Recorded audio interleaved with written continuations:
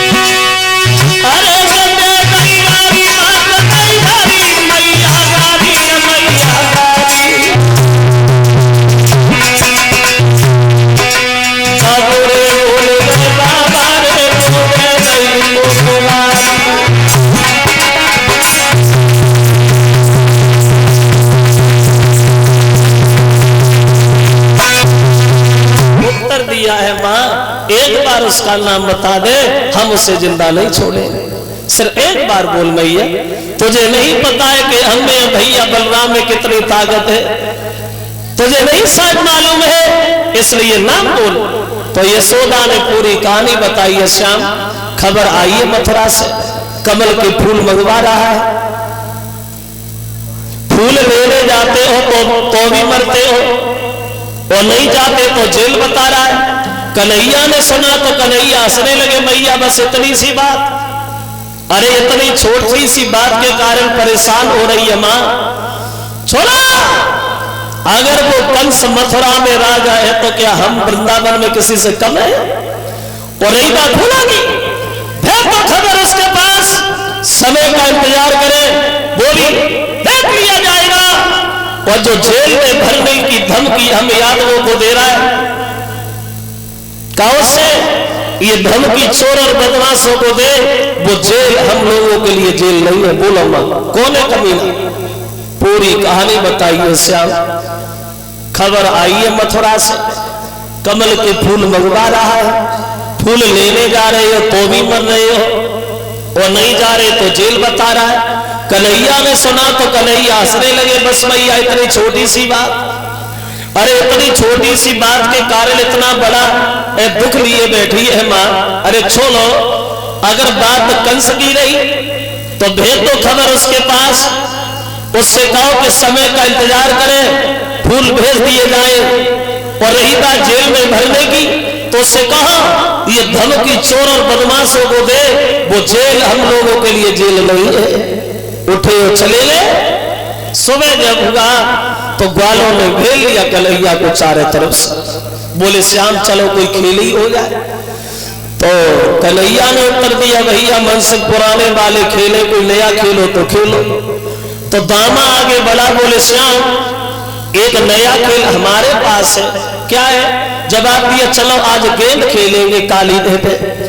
अब दामा ने कन्हैया को गेंद पकड़ाई हाथ में और धीरे धीरे गुनगुनाता हुआ गाता हुआ दामा आगे बढ़ा और बोला धीरे धीरे गाता हुआ कि काली देह पे आयोरी मेरे बालों सो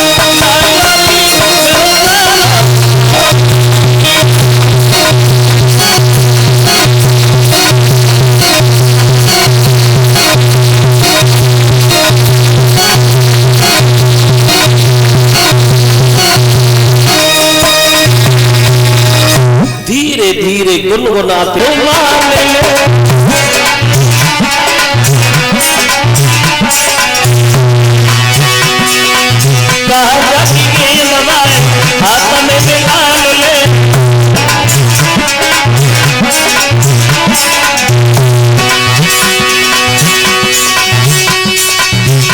सब ग्वाल तन में नन्ना ले ले तन में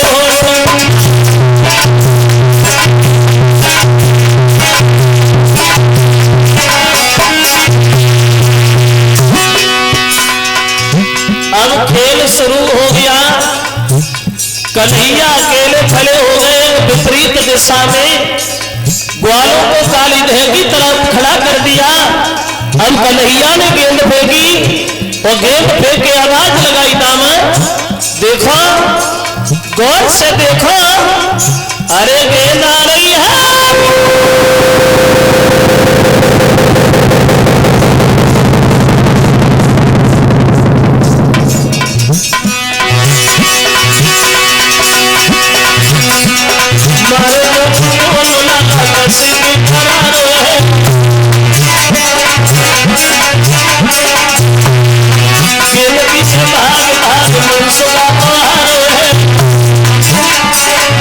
भाग भाग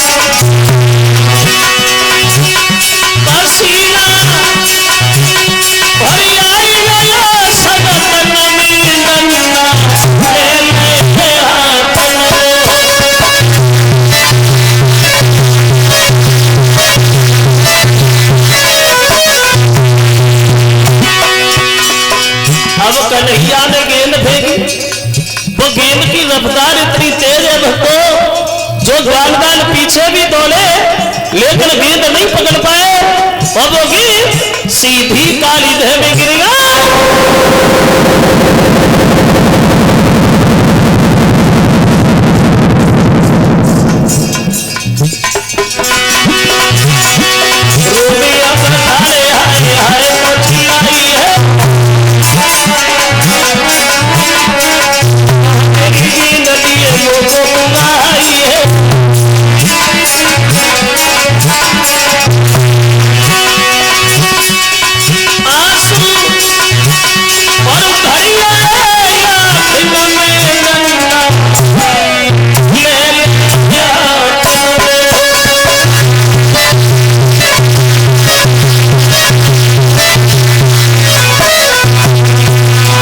कन्हैया ने गेंद फेंकी और वो गेंद इतनी तेज गई भक्तों, जो ग्वालदान पीछे भी दौड़े लेकर गेंद न पकड़ पाए, और वो गेंद जो है वो सीधी काली देह में जाकर के गिर गई। और जैसे ही गेंद काली देह में गिरी, दामा भागा और भाग करके कन्हैया के पीताम्बर को पकड़ लिया।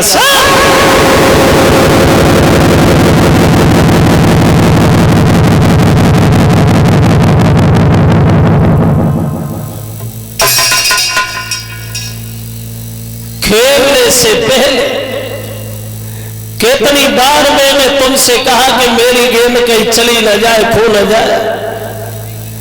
जानबूझ के तुमने हमारी गेंद काली देह में डाली है। हमें गेंद दो और वह गेंद चाहिए जो हमने तुम्हें खेलने की रीति समझ गए। कन्हैया बोले भैया इसमें चिल्लाने वाली बात क्या है, और जानबूझ के हम काय को डालेंगे, धोखा से चली गई और चली गई तो जाने दे, चलो घर चलो, मैया से कहेंगे तुझे दूसरी गेंद बनवा देंगे। दामा बोला दूसरी तीसरी नहीं, गेंद तो हमें वह चाहिए जो हमने तुम्हें खेलने की रीति समझ गए। अब पीताम्बर को पकड़ के कन्हैया को अपनी तरफ खींचने लगा, हमें गेंद दो, मोहन हमें गेंद चाहिए। तो कन्हैया को गुस्सा गया, दामा बुद्धि खराब है, पागल हो गया रे। और बोले भगवान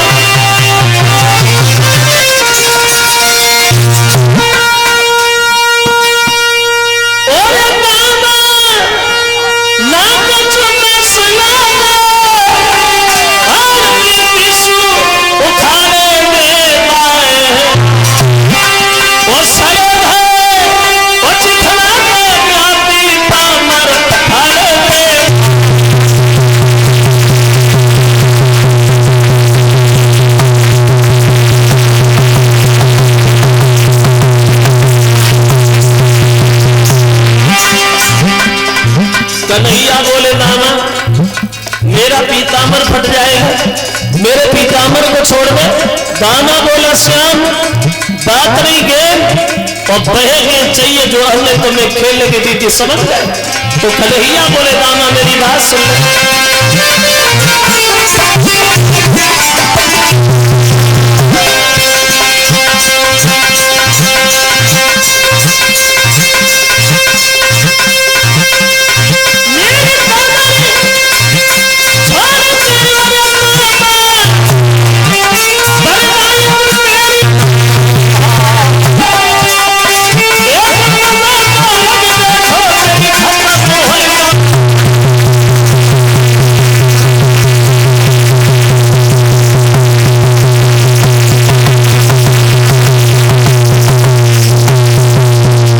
कन्हैया ने कर दिया दादा मेरे पीताम्बर को छोड़ दे।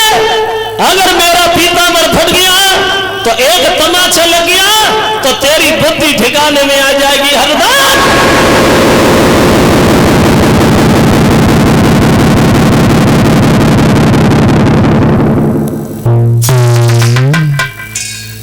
जो ये कहा कि तमाचा लग गया,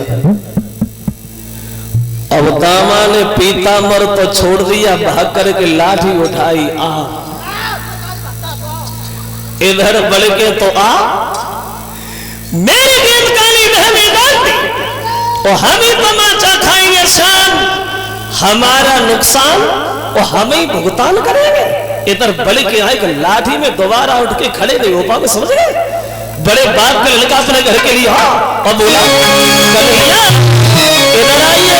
बोला कि तुम एक तमाचो मारोगे तो मेरी लाठी भी हिलती है।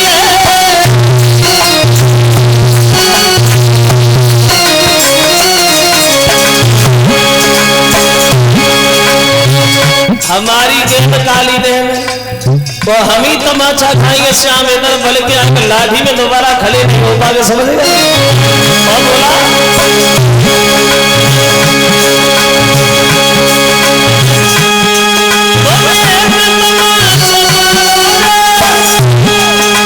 लाठी भी हिलती है, कभी खाओ है तो छाछा भी हिलती है।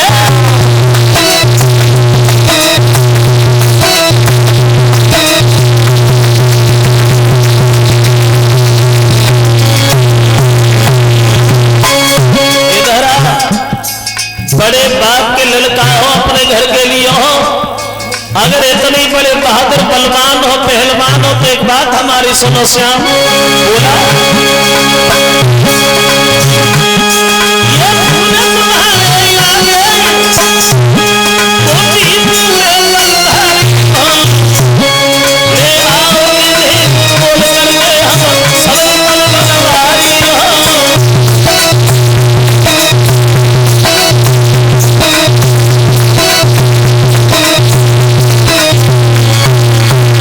हमसे कह रहे तमाचा मार देंगे हमसे। अगर इतने बड़े बलवान बहादुर हो श्याम, तो जब से कंस ने खबर भेजी उस समय से तुम्हारे घर पे भोजन नहीं बना। अगर इतने बड़े बहादुर हो तो ये फूल तुम्हारे आगे तुम भी पूरे बंधारी हो और ले आए ने तोड़ के, तब हम समझे बनवारी हो। हमसे कह रहे तमाचा मार देंगे हमसे। जो ये शब्द कहे कन्हैया को और ज्यादा क्रोध आ गया। नाना कमल के फूल और ये कंस की दोस्त हमें क्या दे रहा है, देखना तेरे आंखों के सामने मैंने कंस को जमीन में न मिला दिया तो मेरा नाम भी श्याम नहीं है। और रही बात फूलों की, थोड़ी देर इधर ही खड़ा रहे, अब अभी गए अभी भागे श्याम, कदम वृक्ष पे चले और काली देह में छलांग लगा गए। ऐसा नहीं लगता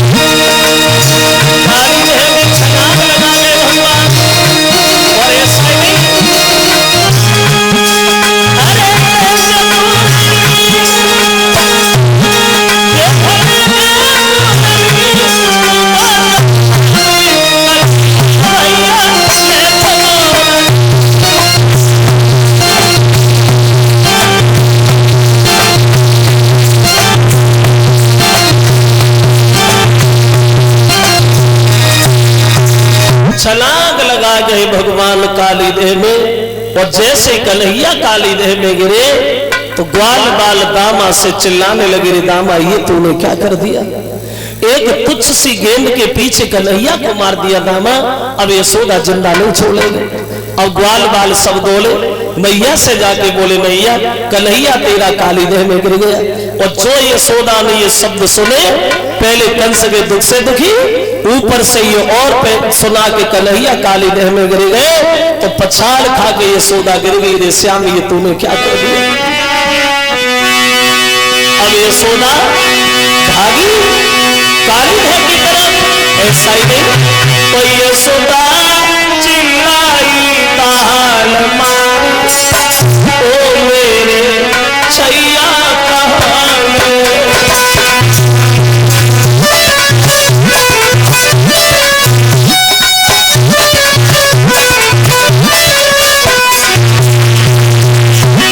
सब लोग बोले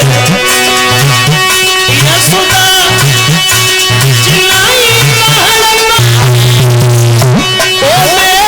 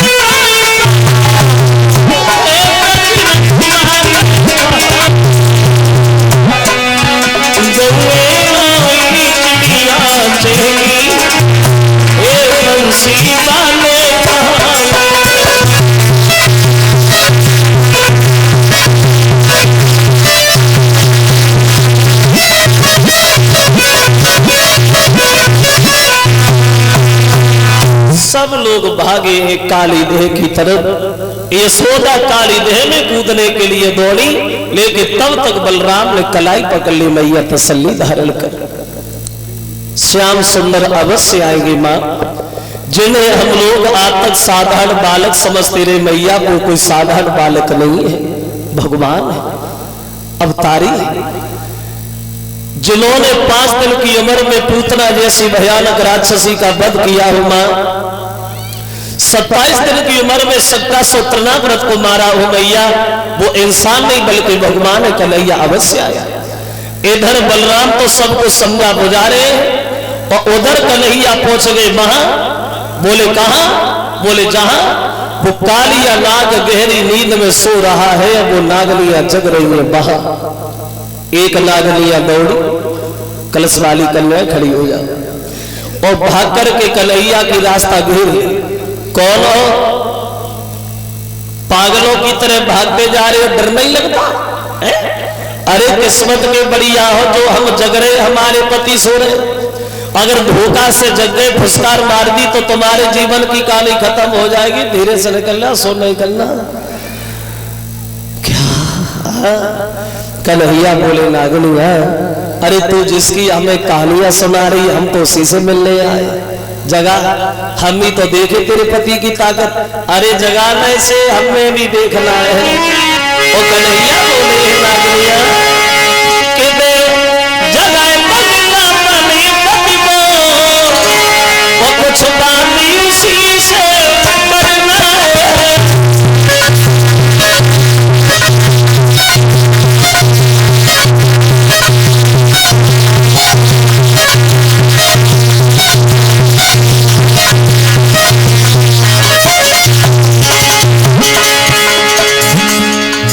जगा, अरे जगा, हम भी देखे तुम्हारे पति में कितना बल है, हमें भी इससे थोड़ा मिलना है।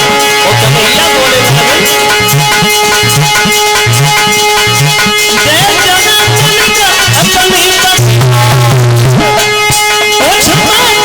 इसी से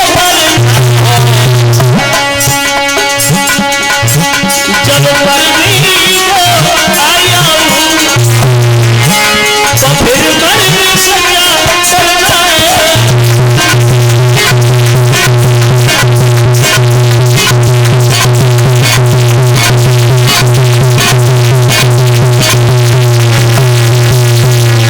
जगह हम भी देखे तुम्हारे पति में ताकत कितनी जगह। तो एक नागनिया बोली, जितना ही छोटा है उतना ही छोटा मालूम पड़ रहा है। बेटा हम बहुत भले की कह रहे, तुम बहुत सुंदर हो। अगर हमारे पति जग गए, फुसकार मार दी तो तुम मर जाओगे, और मर जाओगे तो हम नहीं रोएंगे, लेकिन तुम्हारी माँ जरूर मर जाएगी घर पर रो रो के। इसलिए चुपचाप चले जा, सो नहीं करो। क्या? हाँ। तो कन्हैया बोले नागनिया, अरे तुम मुझे छोटा कह रही है, हम छोटे जरूर हैं लेकिन हम खोटे बहुत हैं। जगह, अरे जगह, अब बोले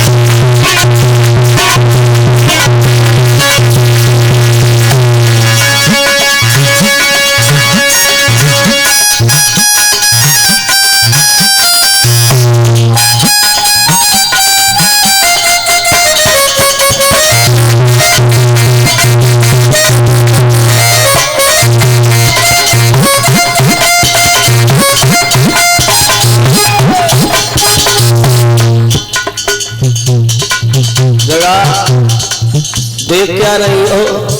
अरे जगह से हमें भी देखना है। और बोले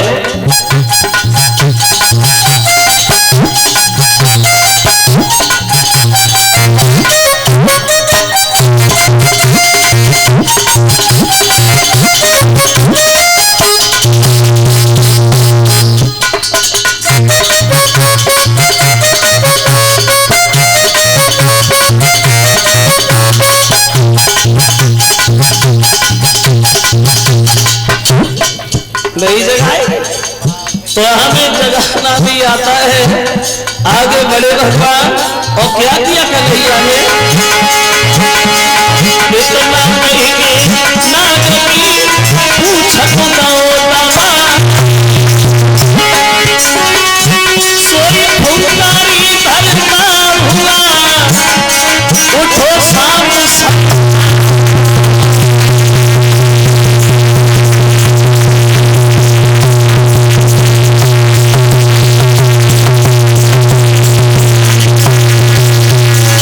जो कालिया नाग की पूछ पे लात धरी सतरई चलो आओ। घेर लिया कन्हैया को चारों तरफ से, मुंह से जब फुसकार मारता है तो यमुना का पानी भी खोलने में लग जाता है। तो कन्हैया ने मन में सोचा अब तो हम घिर गए, अब क्या करना चाहिए। तो कन्हैया ने अपने शरीर को इतना गर्म किया, इतना गर्म किया, जो घबराए के काली दूर हुआ और त्यों ही मोहन ने हाथ किया और धीरे से नथनी पिचका दी, झटका नाग को नाथ लिया। फुर्ती में आए कालिया नागना था और फन पे सवार हो गए श्याम। जो उनसे फन को उठाता है कन्हैया उसी पे पैर रख लेते हैं। मुंह से जो झाग निकल रही थी, आग जैसी लपटें छूट रही थी, अब कालिया नाग के मुंह से खून बहने लगा, जिससे यमुना का पानी लाल होकर चलने लगा। अब कन्हैया ने बंसी उठाई और फन पे बजाना शुरू